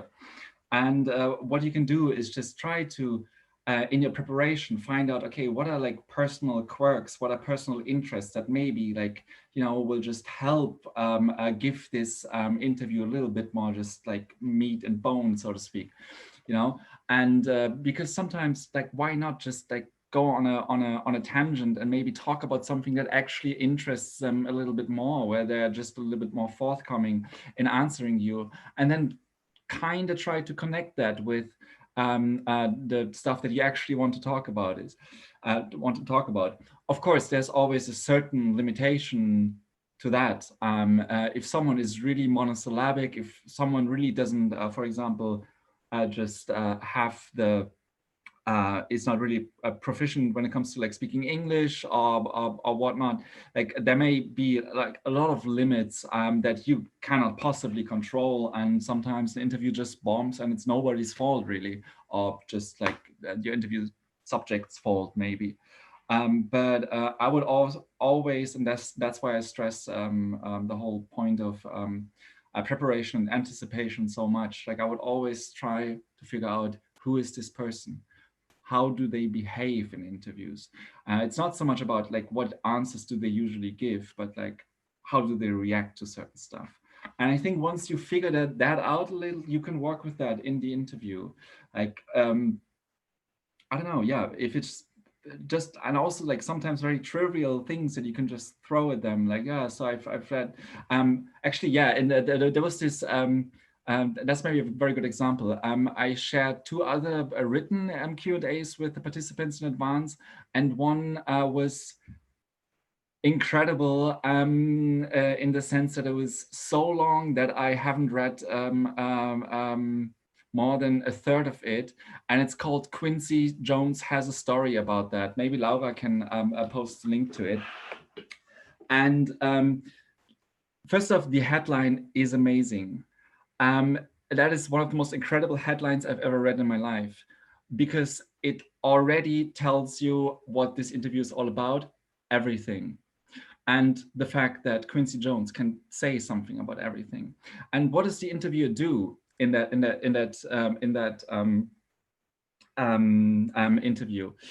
He does actually very, very little. He just throws in certain things, and there's in the very first first, I don't know, like one of the very first questions is just like, oh yeah, I've heard you're very good at cooking this one dish, which is incredibly specific, which tells you a lot about how that guy has prepared for this interview. He even knows what Quincy Jones's favorite dish is, or the dish that he cooks the best, and he just throws it at him. And obviously Quincy Jones has a story about that, so he's going to tell you that story. But I think that's a very, very good example of something that has absolutely nothing to do with kind of where you want to go with the interview, because of course, like, the interview is still more about the producer and celebrity Quincy Jones, but that you can just like throw at someone and they will just take it and run with it. And I think that should be like sort of like best practice, but it's of course always also really hard to kind of do that when you have a very uncooperative person sitting across from you.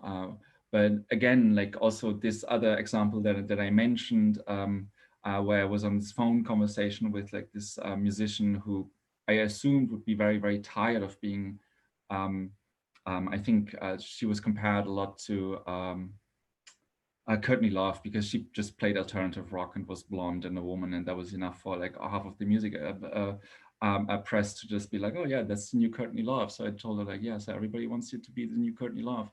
Where, like I said, like, I'm not saying anything about my opinion, my view about this, but I just made her laugh. And after that, she actually started to like open up a little, just because I made her more comfortable, because I implied, okay, I am not so lazy as those guys.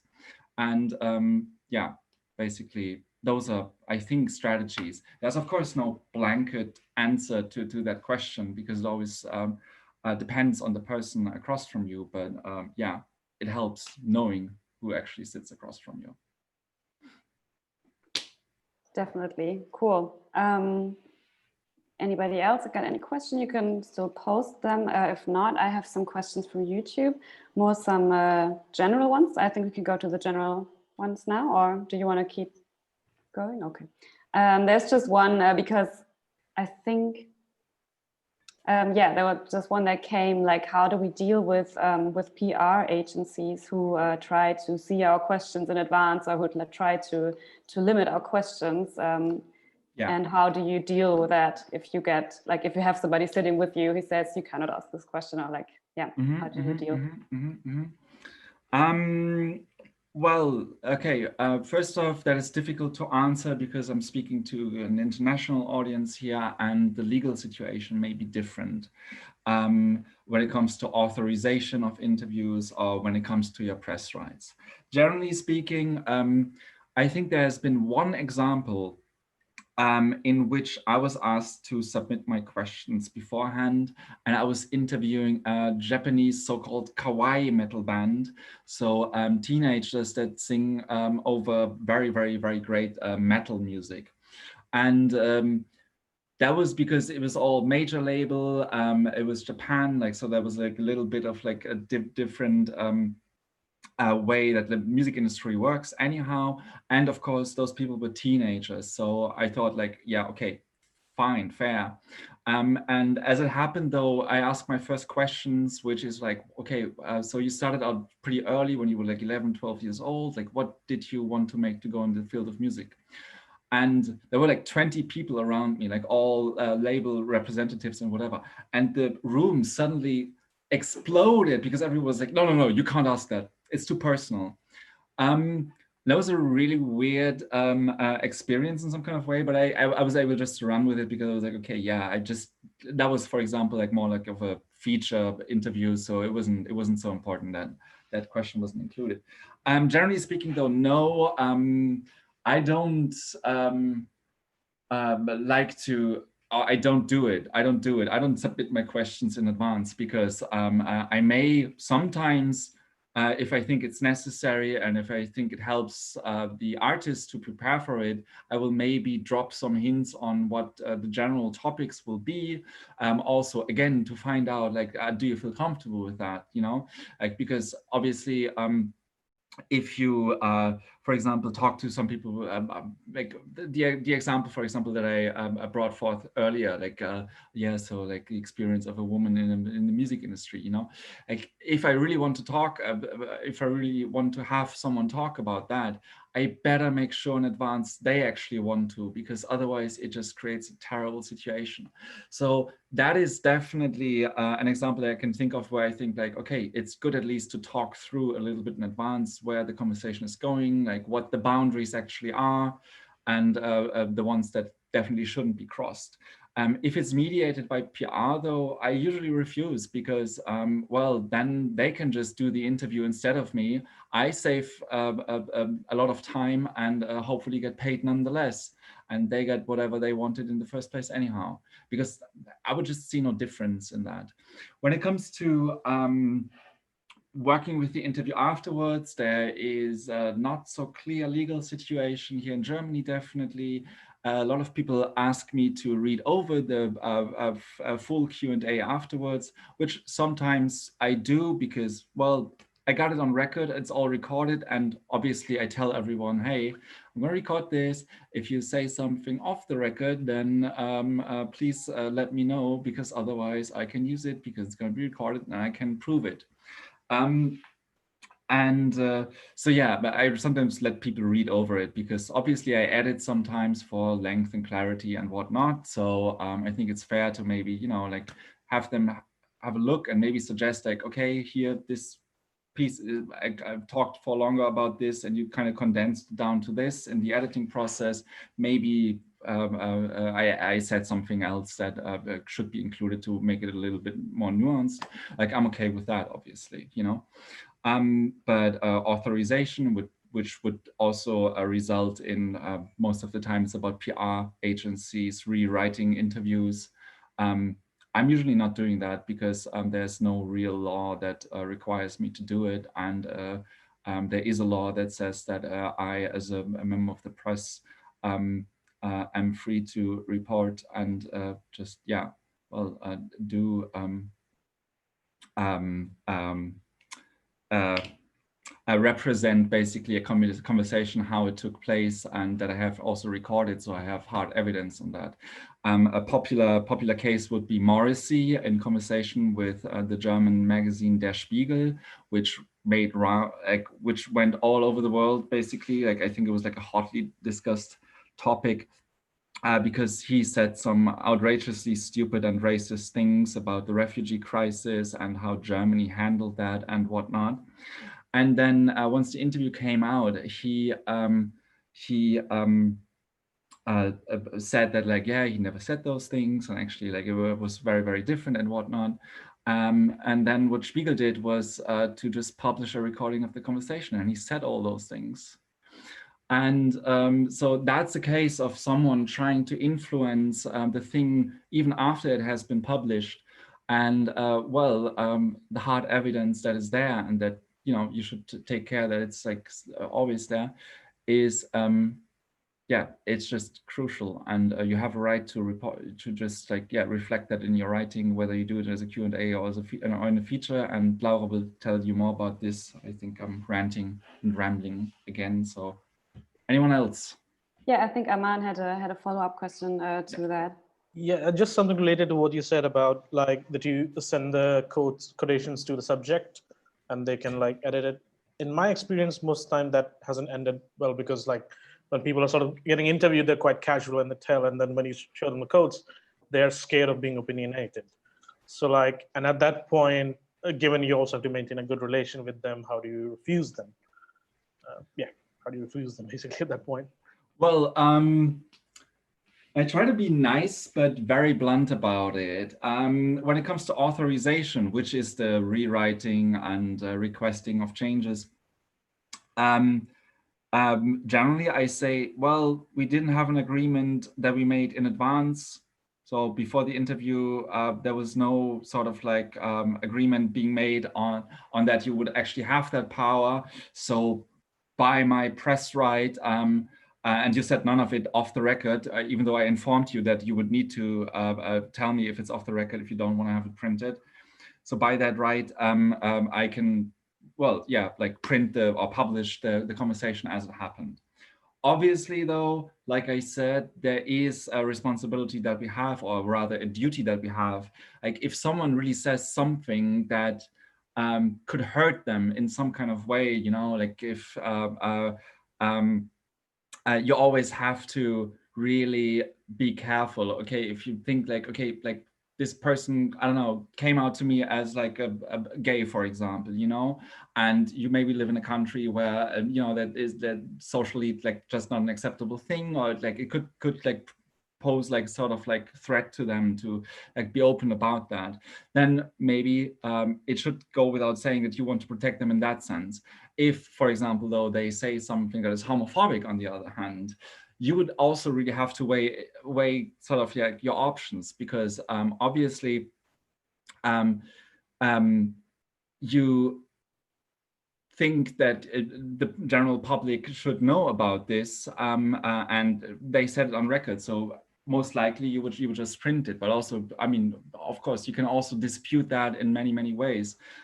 So yeah, that's a really broad question in the sense that, yeah, we will dedicate an entire almost like 2 different sort of workshops to it, both held by Laura and I, one about conflicts of interest and the other one about ethics and boundaries in music journalism, because that is such a vast topic by itself.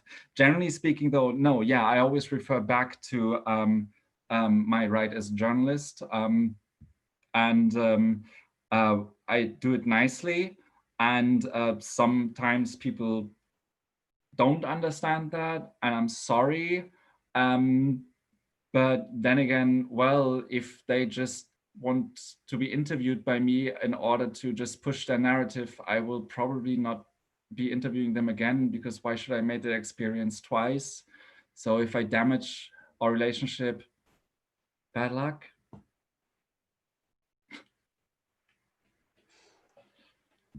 Okay, so there's some input from Gio. I'm just going to read. She wants to get back to the psychological anticipation thing, and asking if you have any stories about preparation strategies, what the psychological anticipation that failed, or like anything that you anticipated wrongly, and then how did you bounce back from that?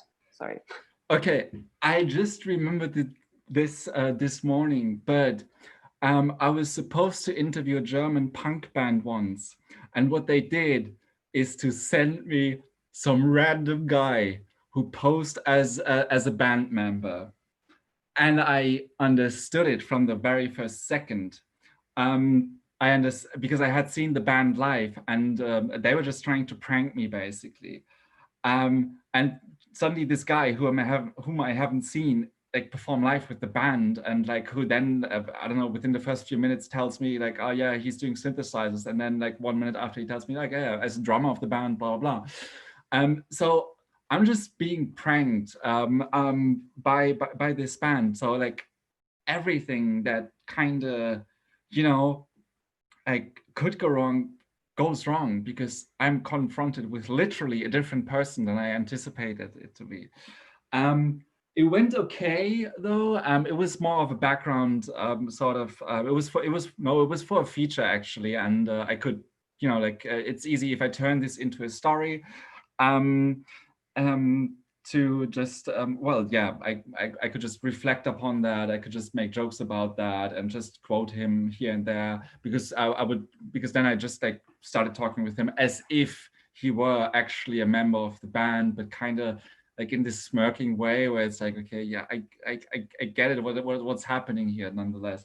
So it was a nice conversation after all. But when it comes to Q&As, like that are really Q&As, I think one of my very first bigger ones was absolutely chaotic, because I really interviewed someone a famous club founder, like very, very, very important figure in the early Berlin techno scene, who has founded many clubs and who was involved with like a lot of stuff. And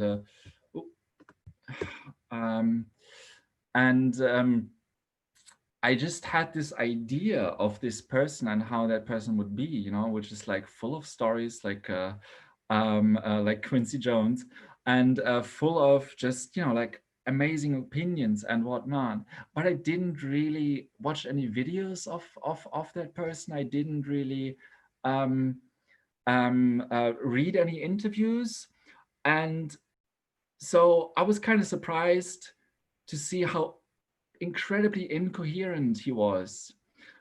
It was really, you know, like a lot of like those like first generation techno people here in Berlin, like, you know, like some stuff chemically is still happening from back in the days, basically. And so it was really, really hard to like, for me, because I was very young journalist, like to deal with that, because I anticipated on the basis of basically nothing, just my own assumption of how he could be, but I hadn't informed myself, and that just pretty much bombed. And there was even like a second person there who just also like kind of started like talking about this, and I didn't even know who that was, and I was told like, okay, yeah, like he was like very famous in the early 80s, and I was like, well, I was born in the late 80s, so how can I know, you know? So yeah, that just went terribly, but obviously I only cherry picked the positive examples because I wanted to manipulate you into thinking I'm very good at conducting interviews. So yeah. I think Gustavo has one. Yeah, in these times that we can't meet physically, we need to interview people always. So do you prefer to send an email? It's more easier to receive an answer by email, or do you prefer a phone call if it is an artist outside the country, or Skype, Zoom? How do you handle the programmation of this time to an interview? Well, email interviews are usually pretty lifeless, which can be okay if you really want to go deeper into a subject that maybe has a little bit of more like theoretical or even academic sort of direction, because people, I don't know, can, consult a book, which they couldn't do in an in-person or a video call interview. Yeah, it can be good for that, but yeah, it just doesn't read very excitingly. And obviously, especially in music journalism, it should read like there's life, I don't really enjoy email interviews, even though I do a lot of them because I run the Groove podcast, and every DJ mix that is being uploaded every week comes with an interview, and I always have a set of generic questions, but I also try to kind of pose some more like specific ones. And I have some strategies for that, which, for example, is always opening the thing more with a statement like, so I don't know, your new EP is about this and that topic, and then comes the question. Because that makes it easier, for the readers to, because they completely know, okay, like this is the type of information that I need to understand this question, and also for the interviewed subject, because they know, okay, this is clear now, I can really go like to the meat of the things. But yeah, like I said, I think that doesn't really make for like really exciting interviews. So well, yeah, so in person is hard to manage right now, but that's usually the best, because even right now you see just me like in this frame, and like you don't even see my way, my hair, or I'm doing a lot of stuff with my hands. I was doing a lot of stuff with my hands earlier, and that contributes a lot to the way that you see that you see me. But still, you don't even see. Am I wearing shorts? Am I wearing boxer shorts? Am I wearing jeans? You don't even know that. So you literally don't really have the full picture of me, and also not my body language. And those are all very crucial factors. So still, I would say meeting in the flesh is the best, because so much of communication is happening non-verbally. But since that is a little bit of a problem right now, I would still try to insist always on video interviews. And well, when it comes to this scheduling of those, well, whatever fits. I don't know. I mean, I do remember like having some interviews like you, basically, because Gustavo is and some other people from the Americas getting up very, very early in the morning to participate in these workshops. So I've had stuff like that happening as well over Skype when I was like, I don't know, like talking with people in Australia or whatnot. But yeah, whatever is necessary is okay. And there should be, I think, like, yeah, it's always best to have at least like some kind of like moving image, because you can read so much from that. And it's so important to read your subject to understand, okay, how do they react to this question? Which is why I hate phone interviews so much. Thank you.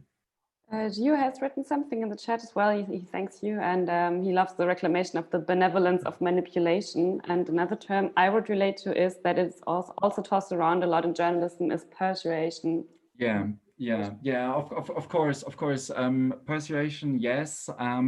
Another one would be seduction, obviously, because like there's like many famous literary theories that literature is all about seduction, and writing in general is all about seduction. Like you want to seduce someone into something. But I think I chose the term manipulation because it's more about working with someone who's outside of you, whereas persuasion is basically I am projecting or like trying to have someone take on something from me, which is not exactly the case. And also seduction would be like, well, I kind of like get someone closer to me.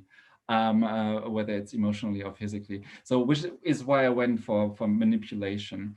I think since our time is almost up, at least the YouTube live stream, another good example of how you can manipulate people in positive ways is another interview that I sent around in preparation for this workshop, and it's Elissa Stallman interviewing Avalon Emerson for the Resident Advisor series, The Art of DJing. I think this is an incredible interview because Stallman does something that I've told you earlier would not work so well, which is like overly affirming Emerson. But the thing is that Emerson kind of doesn't want to have that because she's very modest about what she does, and she's very, you know, just like she's not really having it. Like, why should she be so special that she's being interviewed, you know? And so there's this interesting conflux of juxtaposition, basically, of Stallman contradicting Emerson by affirming her. And that is such an interesting thing to happen. And you can also see how this like reaction, which is a little bit reluctant and on Emerson's side most of the time, shapes the whole course of the interview.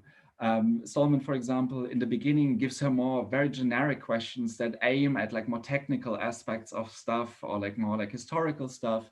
So what Emerson does is talk about herself by talking about something that is outside herself, which is technology and how that has progressed. And, you know, she gives you an insight into her biography, but she's actually talking about something else.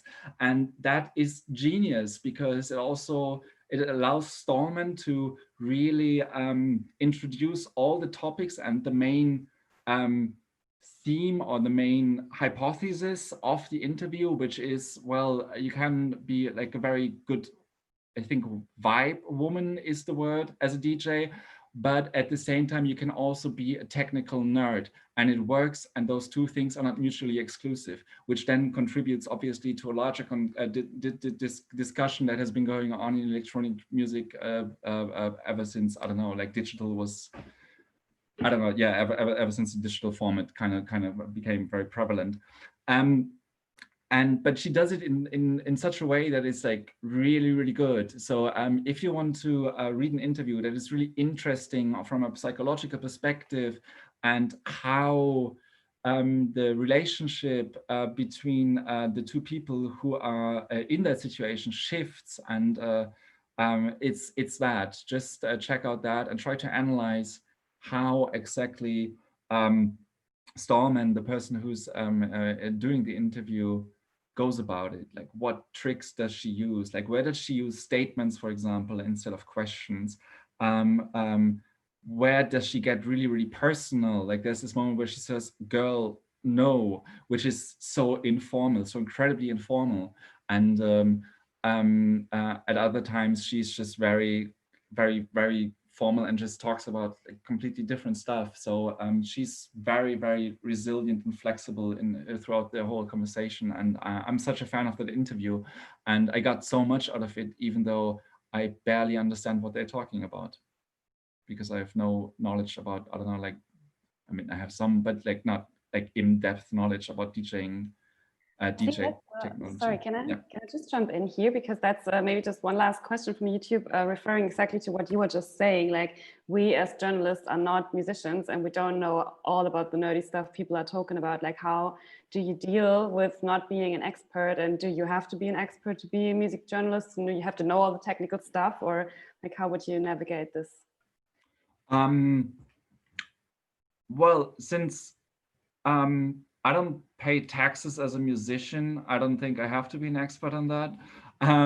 No, of course, like I've said previously, I am all for that. Like, music journalism should have many, many different faces and aspects and voices and whatnot. And of course, that it should also mean that there should be people who are able to talk about technical stuff, who are able to dissect new technology, who are able to have conversations around, like, I don't know, like, how do you organize record box, or what can you do with a set of CDJs, or like 3 of them, or whatnot. I think there should absolutely be those people. I'm not one of those people. I think I contribute to music journalism as a whole, because you always have to think of music journalism as something that is like a polyphony of voices rather than just like one entity, I think. I contribute like with like a different approach to it, and I think that's absolutely fine. In an interview situation, and I've mentioned this before in the talk, I think I at least should know what to ask, even though I may not know anything about, you know, like the way that like one synthesizer is being built. But I can just ask, like, okay, how's it being built? Like, what makes this like little knob here like do like the woo woo woo woo woo, you know? Also because, like I said, would say that interviewers are more mediators rather than experts. So I'm asking on behalf of the general public, or the people who care about that kind of stuff. So whenever I ask a question that I may already know the answer for, like why does this knob do the woo woo woo woo sound and the other one does the I may know this, but it doesn't hurt to ask anyhow, because all the people who will read the interview will probably not know this. So yeah, that's, I think, what I can say. Yeah, thank you. Thank you so much.